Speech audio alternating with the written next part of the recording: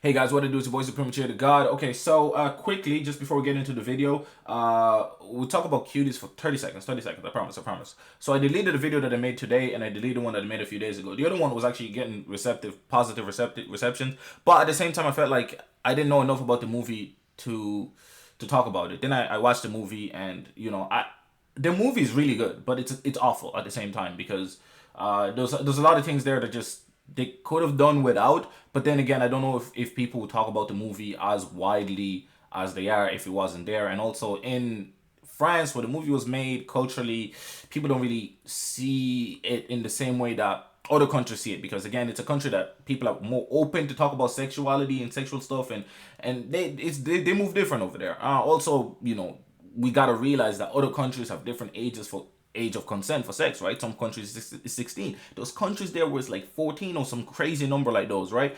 And other countries is 18. Whether you think it's wrong or right, that's the reality of those countries. So if they make a movie or something representing their culture and what's happening to them, and whether we feel uncomfortable or not, that's their reality and that's how they feel about it. When it comes to effectiveness, it's kind of wild because like it's it's like shooting somebody in the head to show that murder is bad. Do you prove that murder is bad? Of course, but we kind of always knew that, but nobody was talking about it, for example, right? But you still shot somebody in the head to prove that murder is wrong. So it's kind of like that's where the problem lies with cuties. But it's still I don't know if you want to say it's still effective or not. It's kind of up to you. But in a way, it is because people are having the conversation. So I think the director is happy. But I mean, yeah, I don't know. The politicization of it is kind of wild, but it is what it is. So I deleted this because a lot of people aren't watching a full 20 minutes video to get the full concept, to get every point you're making. They'll watch 2-3 minutes, they disagree with whatever and run with it. Even if later you rectify it, even if later you explain it, explore it, and talk about it and discuss it further and show clips of other people discussing it, etc., etc., people aren't gonna wait around to watch all that shit. You know what I'm saying? So that's why I deleted it, and I also don't really want to be arguing on the internet about stuff that isn't fun. And yeah, this movie isn't that fun. It really isn't. I couldn't even finish the shit. So you know what I'm saying. But yeah. Anyway, let's talk about Weak Hero and some fun shit. So this chapter, man, was super super interesting. You know what I'm saying. It was really really interesting because Jake, man, I fuck with Jake heavy. I really like Jake because he just came out here and said, nah, nah, nah, I want to shake things up a little bit. You know what I'm saying? I'm sick of this list. It's so mundane. It's so regular. You know what I'm saying? I'm number 2. He's number 3. Nah, nah, nah, nah. We need to cause a ruckus, baby. Let's cause a motherfucking fuckus. You know what I'm saying? So now, consensus wise, everybody thinks Jake would win. I always thought Jake would win. But when he started whooping dudes from the union, people like, man, we ain't really see Jake ain't really been whooping nobody in a moment. But this new big Ben guy, we always knew he was tough anyway. But because he fought down a lot straight on. He might be he's stronger than all of these other dudes. He might, you know what I'm saying, and even done a lot acknowledge that it's between Jake and Big Ben. Those two are the only guys that could cleanly beat Wolf Kim that he knows. You know what I'm saying? Obviously, Gray now has been added to the fray because he beat Wolf Kim. Although I don't know if it could be argued that Wolf Kim could still be Gray if they fought again, because he didn't take him quite as seriously as he should have, or because I don't know, whatever other sign, I don't know what you was doing there, but it is what it is. I have a bad feeling. I have a feeling that Big Ben Park might lose this. I hope not, but if he does, man, I'm gonna be very sad. I'm not gonna lie. I'm gonna be very, very sad. But yo, the chapter was lit, man. We had Eugene and the boys talking about it, and they were like, "Yo, man, the consensus number 2, man, he, bro, even Big Ben might not be able to do this shit, boy. This guy tough. This guy built different. He ain't like these other guys. He's on a completely another level. Like we can't fuck with this guy, bro. He different, bro. So let's not even try this shit. Let's not even try this. This, you know what I'm saying? Most people think that Jake has the upper hand anyway, since it's right second, right after Donald now. So, why is my lid like this? It's like going white every now and then. It's a toothpaste. Fuck.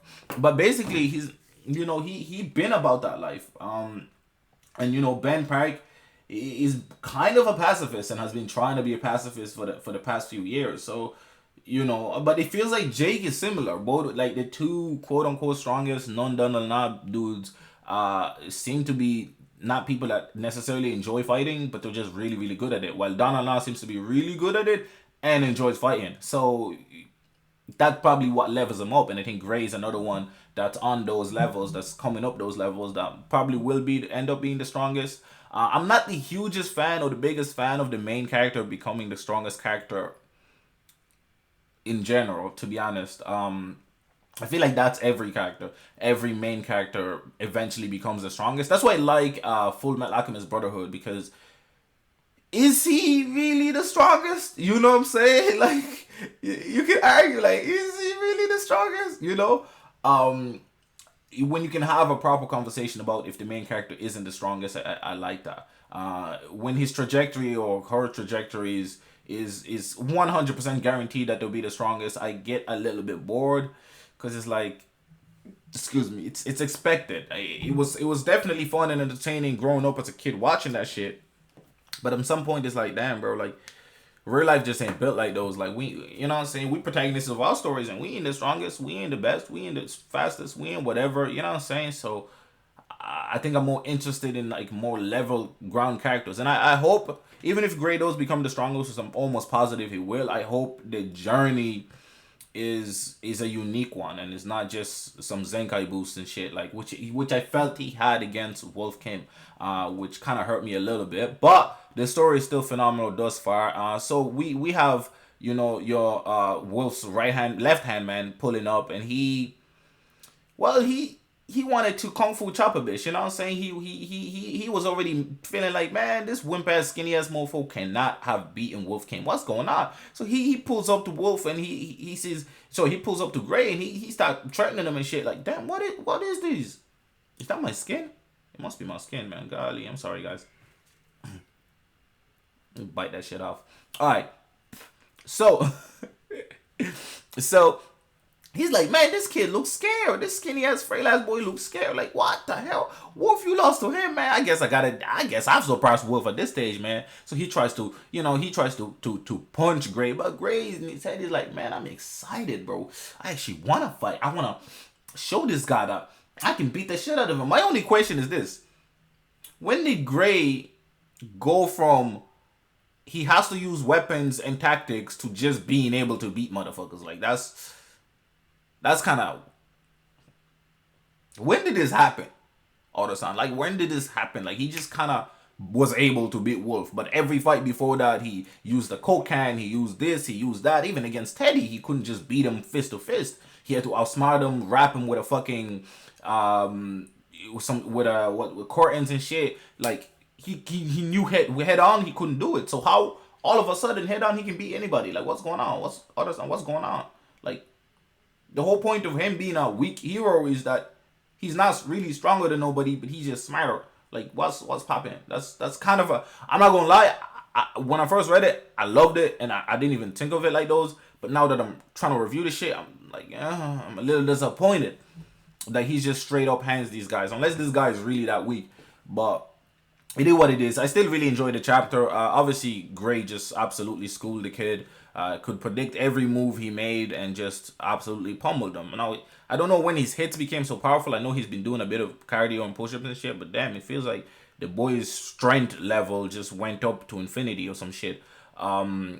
Because he went from punching you and you ain't feel shit to punching you and you busted wide open. He still did kind of use tactics with the sand in the face, but I feel like it didn't feel like it was a pivot. It played a pivotal role in that fight. Like, he had him anyway. Then he bitch slapped the shit out of him. Then he hooked him with some shit, with his umbrella and shit. Like, we already know how this fight is going. But I do like that he's enjoying fighting, because it means he might be willing to do more cruel thing. Although, I mean, he's always been a really cruel fighter anyway, so I don't really see what him enjoying fighting does. Maybe it makes it that he sorts it out more or some shit. But I feel like he needs an L right now. I feel like Gray needs an L just to humble him down a little bit. You know what I'm saying? I don't know.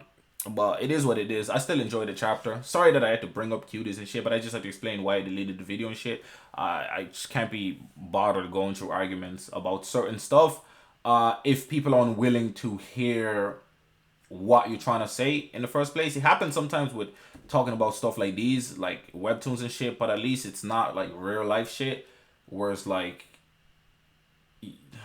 really? You know what I'm saying? Because I know like people get passionate when it comes about webtoons and what you like and what you read and shit. So I understand people get defensive, but I suppose people aren't really that willing or open to have full on conversations about certain topics. Especially if they have a strong stance on it, which is, I mean, I get the outrage completely for the movie, well deserved. But at the same time, dialogue is what moves the world forward. You know what I'm saying? And understanding other cultures is imperative in the future of the world. It is what it is. I'm out.